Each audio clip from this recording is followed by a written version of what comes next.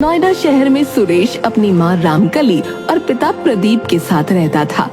वो एक बड़े हॉस्पिटल में डॉक्टर था और अच्छा पैसा कमाता था। माँ मैं निकल रहा हूँ, बाय। अरे रुक जा, नाश्ता तो किया कर, रोज तुझे समझाना पड़ता है। अगर मैं अपने आप समझ जाऊंगा तो आप मुझे रोज टोकोगी कैसे? अच्छा ज्यादा बातें मत बना, चल बैठ, मैं नाश्ता देती हूँ। सुरेश नाश्ता करने बैठ जाता है और तभी अचानक उसका फोन बजता है। उसे पता चलता है कि उसके दोस्त ऋषि की मौत हो गई है। उसके पैरों तले जमीन खिसक जाती है। नहीं नहीं, ये नहीं हो सकता। नहीं नहीं नहीं नहीं। क्या हुआ बेटा? ऋषि नहीं रहा। अरे ऐसा कैसे हो सकता है? मैं उसके घर जा रहा हूँ। हाँ बेटा, जल्दी जा। सुरेश फौरन कार उठाता है और उसके घर पहुंचता है। इंस्पेक्टर साहब, आप यहाँ क्या कर रहे हैं? क्या हुआ है?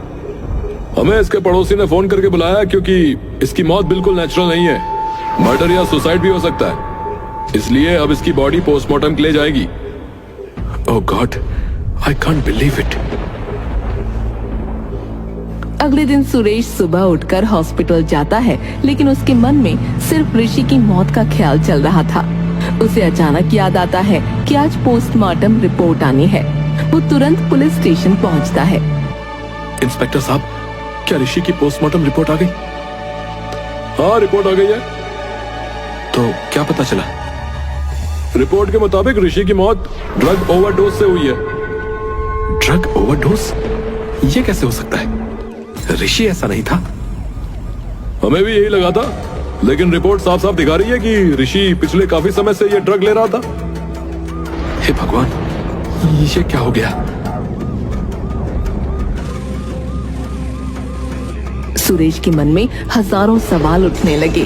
वो खुद को दोषी मानने लगा कि वो अपने दोस्त की परेशानी को नहीं समझ पाया। वो पुलिस स्टेशन से बाहर निकल गया और उसने तुरंत अपने पिता को फोन किया और सारी बातें बताईं। बेटा, जो हो गया उसे बदला नहीं जा सकता। तुम अपने आप को दोष मत दो। नहीं पापा, मुझे कुछ करना होगा। मैं इस ट्रक के बारे में और जानना चाहता हूं। छोड़ना बेटा, क्या करेगा उसके बारे में जानकर? नहीं पापा, ये ड्रग्स बेचने वाले लोगों की जिंदगी खराब कर रहे हैं। मुझे बहुत गुस्सा आ रहा है। सुरेश वापस पुलिस स्टेशन के अंदर जाता है और इंस्पेक्टर से उस ड्रग के बारे में पूछता है। इंस्पेक्टर बताता है, दरअसल ये ड्रग आजकल शहर में एक गिरोह के द्वारा बेची जा रही है। हम इस गिरोह की तलाश में हैं, लेकिन अभी तक हमें कोई ठोस सबूत नहीं मिला है। तो आप लोग क्या कर रहे हैं? अगर आप लोग जल्दी कुछ नहीं करेंगे तो और लोग भी ऐसे ही मरते रहेंगे। देखिए, हम अपनी पूरी कोशिश कर रहे हैं, समझे? लेकिन ये चीजें समय लेती हैं। आप इस मामले में दखल न दें और हमें अपना काम करने दें। लेकिन ये आपके काम का नतीजा है कि मेरे दोस्त की जान गई है। अगर आप लोग सतर्क होते तो ये गिरोह कब का पकड़ा जा चुका होता। डॉक्टर सुरेश, अगर आप यहाँ और रुकेंगे तो मैं आपको इस मामले में अरेस्ट भी कर सकता हूँ। चाहिए और अपना काम कीजिए, हमें अपना काम करने दीजिए। सुरेश का गुस्सा और बढ़ जाता है। उसे लगता है कि पुलिस सही तरीके से अपना काम नहीं कर रही। वो वहाँ से निकल जाता है, लेकिन उसके मन में अब एक ही ख्याल था, इस ड्रग गिरोह को पकड़वाने का। सुरेश पुलिस स्टेशन से गुस्से में निकलकर अपने घर की ओर चल पड़ता है।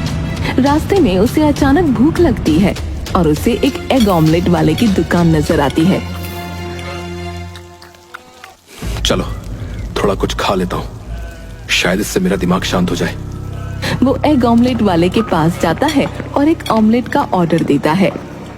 भैया, एक एग ऑमलेट बना दो। कितने का है? 15 रुपए का। अभी आपको एकदम ताजा और गरम ऑमलेट बना कर देता हूँ। भैया, आपका ऑमलेट तो बाकियों से काफी सस्ता है। कैसे चला लेते हो दुकान? इसमें तो कोई खास कमाई नहीं होती होगी। अरे साहब, जैसे तैसे चला लेते हैं, आप चिंता ना करें, बस खाइए। सुरेश को एग ऑमलेट वाले पर शक होने लगता है। जब उसे मौका मिलता है तो वो धीरे से ऑमलेट वाले के किचन में झांकने की कोशिश करता है। देखता हूँ क्या चल रहा है यहाँ पर। कहीं ये कोई मिलावट तो नहीं कर रहा है जो इतना सस्ता बेच रहा है। सुरेश जैसे ही किचन में कदम रखता है उसके होश उड़ जाते हैं। वहाँ उसे ड्रग्स के पैकेट्स दिखाई देते हैं। ये क्या हो रहा है यहाँ? सुरेश की आंखें बड़ी हो जाती हैं। अब वो समझ चुका था कि ये एग ऑमलेट बेचने की दुकान सिर्फ एक बहाना है। असल में ये एक ड्रग डीलर है। ये तो वही ड्रग है जिसकी वजह से ऋषि की मौत हुई थी। मुझे पुलिस को तुरंत बुलाना होगा। सुरेश फौरन अपने मोबाइल से पुलिस को कॉल करने की कोशिश करता है, पर कॉल लगती नहीं। उसी समय उसकी दुकान पर एक पुलिस वाला आ जाता है। सुरेश उसके पास जाता है और धीरे से उससे कहता है, इंस्पेक्टर साहब, ये एग ऑमलेट वाला असल में ड्रग डीलर है। किचन में चलिए, आपको सबूत मिल जाएगा। ऐसा है तो तुम चलो, मैं पीछे पीछे आता हूँ। सुरेश किचन में पहुंचकर पुलिस के आने का इंतजार करने लगता है, पर तभी एग ऑमलेट वाला अचानक वहां आ जाता है। अरे तुम यहाँ क्या कर रहे हो भाई? तुम जैसे लोग इस समाज के लिए दबाओ। मेरे दोस्त की मौत तुम्हारे जैसे ही किसी ड्रग डीलर की वजह से हुई है। तुम्हें शर्म आनी चाहिए। अरे सुनो भाई सुनो, तुम गुस्से में हो, मैं समझ सकता हूँ, लेकिन मैं तुम्हें एक ऑफर देना चाहता हूँ। क्या बकवास कर रहे हो? देखो, तुम पैसे ले लो और मेरे पार्टनर बन जाओ। हम दोनों मिलकर बहुत पैसा कमा सकते हैं, समझे? तुमने मेरे दोस्त की जान ली है और अब मुझे रिश्वत देने की कोशिश कर रहे हो। तुम्हारे जैसे लोग इस दुनिया में रहने के लायक नहीं है, समझे? इसी बीच पुलिस वाला वहां पहुंच जाता है, लेकिन जब सुरेश उनसे बात करने की कोशिश करता है तो वो ये देखकर हैरान रह जाता है कि पुलिस वाला भी एग ऑमलेट वाले के साथ मिला हुआ है। क्या आप भी इसमें शामिल हैं? क्या हो गया है इस दुनिया को? मैं इस मामले को आपके सीनियर अधिकारियों तक ले जाऊंगा। आप सबको इसका अंजाम भुगतना पड़ेगा। देखो डॉक्टर साहब, आप हमें धमकी मत दो, वरना आपके लिए परेशानी खड़ी हो जाएगी, समझे?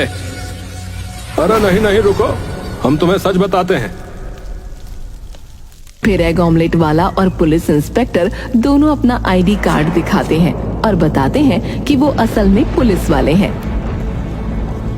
अरे हम असली पुलिस वाले हैं और ये सब एक सीक्रेट ऑपरेशन है, समझे? मेरा नाम रोहन है और ये करण है। हम असली ड्रग डीलरों और उनके बॉस को पकड़ने के लिए अंडरकवर काम कर रहे हैं, समझे? ये जो तुमने किचन में देखा वो असली ड्रग नहीं है। ओह, आई एम सो सॉरी। अगर ऐसा है तो मैं भी आपकी मदद करना चाहता हूँ। मेरे लिए ये एक पर्सनल मैटर है। अरे ये बहुत खतरनाक काम है, हम तुम्हें इसमें शामिल नहीं कर सकते। प्लीज, मैं मदद करना चाहता हूँ, ये मेरे लिए जरूरी है। पुलिस वाले पहले तो मना करते हैं, लेकिन सुरेश के जोर देने पर वो मान जाते हैं। ठीक है, अगर तुम इतने ही अड़े हुए हो तो सुनो, तुम किसी असली ड्रग डीलर से ड्रग खरीदने की कोशिश करो और बातों बातों में उसे रोहन के बारे में बता दो। कहो कि ये एग ऑमलेट वाला नकली ड्रग बेचता है और इसकी वजह से मार्केट में उनके ड्रग का नाम खराब हो रहा है। समझ गया, मैं ये काम करूंगा। सुरेश पुलिस वालों की योजना के अनुसार अपने रूप को बदलता है और चेहरे पर हल्की दाढ़ी और आंखों में काला चश्मा लगाकर एक ड्रग डीलर की तलाश में निकल पड़ता है। चलो सुरेश, अब ये तेरी असली परीक्षा है। तुझे ये काम किसी भी कीमत पर करना ही होगा। शहर की अंधेरी गलियों और कोनों में सुरेश कई बार नकली पहचान के साथ पहुंचता, लेकिन उसे कोई बड़ा ड्रग डीलर नहीं मिलता। ये काम जितना सोचा था उससे कहीं ज्यादा मुश्किल साबित हो रहा था, लेकिन सुरेश हार मानने वालों में से नहीं था। सुन, मुझे असली माल चाहिए और तुम्हारी इन बकवास चीजों में मेरा कोई इंटरेस्ट नहीं है, समझे? मुझे किसी बड़े आदमी से मिलवा। बड़े आदमी से? भाई तो ऐसे किसी से मिलते नहीं बे। वैसे भी तुझे असली माल क्यों चाहिए रे? क्योंकि मैं बिजनेस में बड़ा खेल खेलना चाहता हूँ। ये छोटा मोटा काम मेरे लिए नहीं है। अब अगर तेरे पास मेरे काम की कोई चीज नहीं है तो मैं किसी और को ढूंढ लूंगा। वो लोग अभी ये बात कर ही रही थी कि वहाँ पुलिस पहुँच गई और उन्होंने सुरेश को पकड़ लिया। पेडलर भाग निकला। अरे आप लोग मुझे क्यों पकड़ रहे हैं? मैं तो आपका ही काम कर रहा हूं। अरे क्या बक रहा है तू? है अपना मुंह बंद रख। पुलिस उसे ले जाकर हवालात में बंद कर देती है। उसकी समझ में कुछ नहीं आता कि ये क्या हुआ। वो चिल्लाता है, अरे अरे मुझे आपके अंडरकवर इंस्पेक्टर करण और रोहन ने ये करने के लिए कहा था ताकि इस ड्रग्स के रैकेट के पीछे के मास्टरमाइंड को पकड़ा जा सके। अरे किसी और को बेवकूफ बनाना, समझे? इंस्पेक्टर करण मैं ही हूँ और रोहन नाम का तो कोई पुलिस वाला है ही नहीं यहाँ। और दूसरी बात, हमने कोई अंडरकवर पुलिस वाले इस केस के लिए नहीं भेजे हैं, समझे? ये सुनकर तो सुरेश के पैरों तले जमीन ही खिसक गई, क्योंकि अब उसे समझ में आया कि वो दोनों असल में ड्रग डीलर ही थे, कोई पुलिस वाले नहीं। अगर ऐसा है तो मेरी बात का यकीन करिए इंस्पेक्टर साहब, वो एग ऑमलेट वाला और उसका साथी ड्रग डीलर है। प्लीज उसकी दुकान पर जाइए, आपको उसके किचन में सारे सबूत मिल जाएंगे। अरे मुंह बंद कर ले वरना तेरी टांगे तोड़ दूंगा, बता रहा हूं। सुरेश ने उस पुलिस वाले को बहुत समझाया, साथ ही अपने दोस्त ऋषि के बारे में भी बताया। तब जाकर उस पुलिस वाले ने सुरेश की बात मानी। ठीक है, हमें उस ऑमलेट वाले के पास लेकर चल।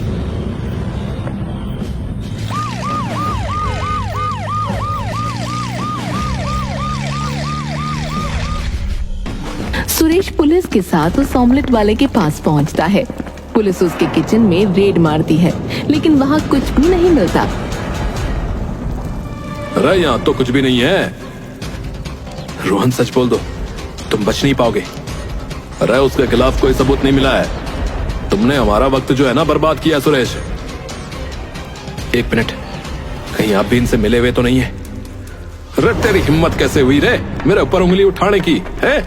चल वापस, तुझे जेल में डालता हूं। अब तो तुम लंबे जाओगे भाई।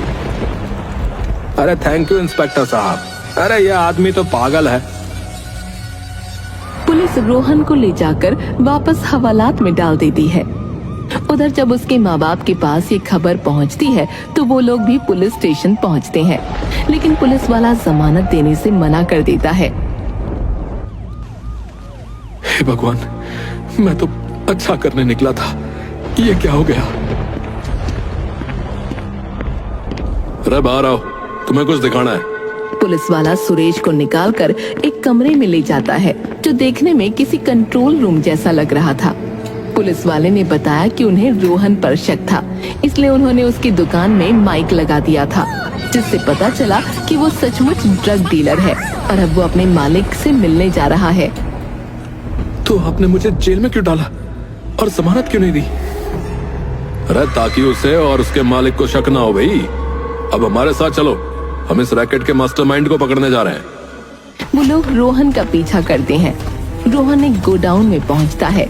पुलिस धावा बोलकर उन लोगों को पकड़ लेती है और मास्टरमाइंड के रूप में सामने आता है सुरेश का बाप प्रदीप।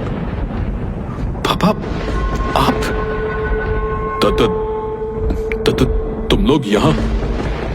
हाँ भाई, हम लोग यहाँ। अरे आपने तो पुलिस को बेवकूफ समझ रखा है ना, अब आपका खेल खत्म हो लिया। तो इसीलिए आप लोगों ने मुझे जमानत नहीं दी थी? क्या आप लोगों को मेरे पिता पर पहले से शक था?